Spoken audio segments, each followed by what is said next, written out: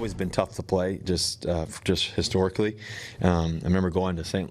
Louis, and it was always tough to play there. And then, just the Rams have been good the past few years. They've been really special. So they've got a great team. They got every guy you can imagine. They got a lot of great players and everything else. But it's about us doing right. And we felt like last year we could have won those 2 games, really, to be honest with you.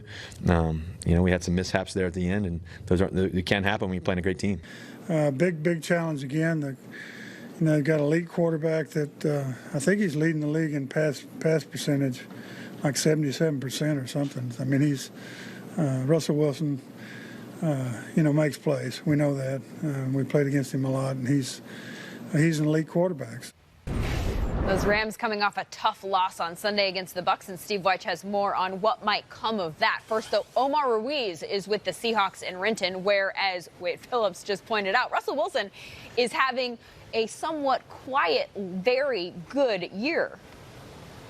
According to Pete Carroll, it's the best start ever for Russell Wilson. The numbers certainly back it up. You heard Wade Phillips say Wilson is on pace for the second highest completion percentage in NFL history. He's putting up more yards than ever, 8 touchdowns, 0 interceptions, has the highest passer rating of any quarterback in the league, not named Patrick Mahomes. And as good as all of that has been, his leadership as important as ever. After Chris Carson struggled, fumbling in each of the first 3 games of the season, Wilson reminded him last week that even the great Walter Payton had fumble issues early in his career. Carson responded by having the best game of his season, 145 total yards, including 104 on the ground.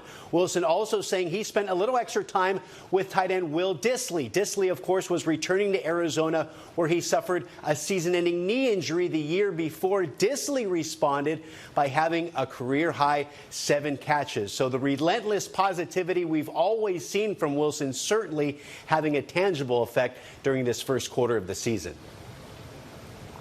Well, Omar, if we know Russell Wilson is one of the best quarterbacks in the NFL, but probably his biggest nemesis in the league is Rams defensive tackle Aaron Donald, now the reigning defensive player of the year. Just 10 tackles and 1 sack so far this season, but last year in 2 games, both Rams victories, he sacked Wilson 3.5 times, hurried him 6 times, and in his career, there is not a quarterback that Aaron Donald has sacked more than Russell Wilson.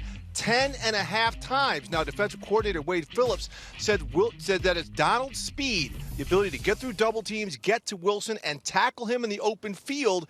That is one of his greatest strengths. Now, on the opposite side of the ball, Rams running back Todd Gurley, a lot of conversation with him just getting 5 carries in Sunday's loss to Tampa Bay. Nobody, including Seahawks head coach Pete Carroll, is expecting that few of touches. But look at another stat line. Gurley was targeted 11 times in the passing game, with the Rams falling behind 21-0 early. Sean McVay said he threw it to try to get Gurley involved, but the thinking here is that they will be much more committed to the run game. Lindsay? More Gurley music to the ears of a lot of football fans, Steve, including one of the guys that's sitting with Scott right now.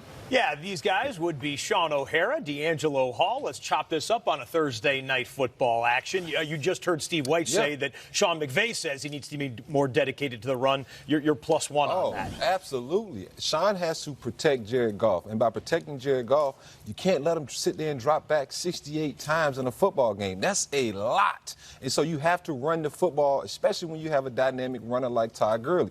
For him to only run the ball 5 times is an insult.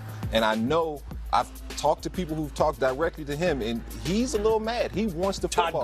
Todd Gurley is mad. He feels he's healthy. He feels he's ready to go, and he's not getting the opportunity to run the football. So much of what the Rams do downfield is off the run game. It's off of play action. And so you have to establish the run game. Even if you're down sometimes, you still have to run that football just so that defense has a threat of run, and those D linemen aren't just teeing off on the offensive lineman. I assume the offensive lineman agrees with this. Yeah, throwing the ball 68 times, it becomes a track meet, but your offensive line's not happy. This Rams offense is built on rhythm. It's built on spacing. It's that zone running scheme with the play-action pass like you're talking about, and it's always run through Todd Gurley.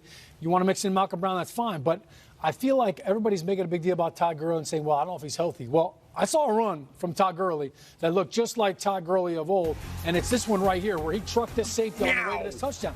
Now, you mentioned he only had 5 carries in this game for 16 yards, but that run right there showed me that TG3, he can still bring the wood. And, I mean, it looked like the zone scheme that we saw from last year, the spacing, finishing the run right there. I mean, that's running through. Contact at about the 5.5 yard line. A powerful tackler right there. So I see that and I say, man, give me more of that. Now, the one way you get that is to not be down 21-0 going into the second quarter. Yeah, down 21-0. They ended up giving up 55 points in the loss at home against the Tampa Bay Buccaneers, who had never scored over 50 in their franchise's history. So what do they need to tighten up on the defensive side of the football? Yeah, well, certainly they need to tackle better and really not give up the big plays. That's what I saw. I mean, it wasn't just Mike Evans. It was Chris Godwin. Mike Evans certainly ran past Marcus Peters on the one time they played man. But the big plays, I mean, it crushed them. They couldn't get any pressure as well. But there was one play in particular that really bothered me, and it was at the end of the game. This team had fought and clawed back to get into this game, and down 5 points. This play right here, it's 4.5 minutes to go in the game. Look at this right here. All right, you've got to keep Talib. You've got the safety. You've got 3 guys right there to make the tackle, and nobody does. The linebacker misses. I counted 5 broken tackles on this play. They still can't get him down, even with the sideline right there. And this is 4-minute defense right here. It just seemed like they didn't have the sense of urgency. Even with 4 minutes to go in the game, they fought back in. They were down 5. If they got to stop right there, help them to a field goal, who knows? Maybe they get a chance to score twice. Yeah, from the start of that game, it looked as though the Bucks came out to battle in a football game, and it felt like the Rams just, hey, we're going to come here and play a game. They're going to lay down for us. And you could just kind of tell from the start of that game, the Buccaneers, Bruce Arians, a credit to him, he had those guys ready to play because they came out and they hit the Rams in the mouth. Well, with all due respect, the San Francisco 49ers are undefeated. They were coming off the bye. They're at the top of the division standings, but this one is still a great divisional matchup. 5 of the last 6 NFC West titles were one of these 2 teams. I think it might be loud up there, too. It's going to be loud. On the street. Week they're serving 5 Bud Light. kicks off Thursday Night Football. 3-1 Rams, 3-1 Seahawks, 8 o'clock Eastern on Fox. As for Sunday's games, there are 10 in the early slate, including one in London where the Raiders arrived yesterday and visited a military base today, Royal Air Force Base Mildenhall. Taking in the sights for now before facing the Bears on Sunday and a certain pass rusher with which they are very familiar. You can't play this game with too much emotion, man. Ultimately, I try to stay focused on the task at hand, understanding the situation, understanding what they're going to be thinking I feel. But ultimately, I'm going to go out there and do what I do, and that's play football and love the game that I play. So there might be feelings deep in your heart that you just can't let get to the surface? Is that what absolutely. There's feelings that you suppress, but also it's no big deal to me, man. I'm here. I love the Bears, and we're going to go out and try to get this win.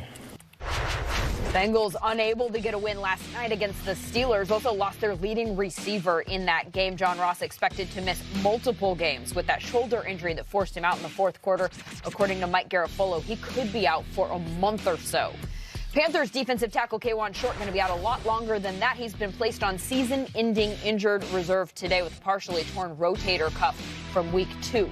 There are a few teams getting players back this week, and for more on that, here's Mike Garafolo. Returning to a playing field near you this weekend are a bunch of veterans and key players that could really help teams that could use them right now. We'll start with Golden Tate and the Giants. They're without Saquon Barkley. Tate has been known to help offenses that need some short stuff to complement their running game. Now, Wayne Gallman's performance the other day notwithstanding, the Giants could use that right now in Barkley's absence. So they are glad to get Tate back. And even when Barkley does come back, that's another element to offset him.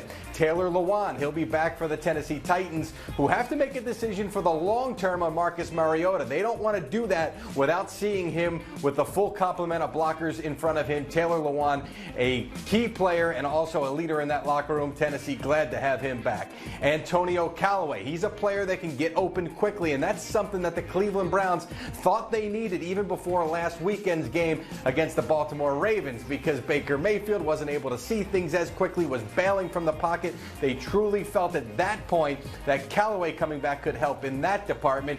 Even with that win over Baltimore, they are welcoming him back with open arms.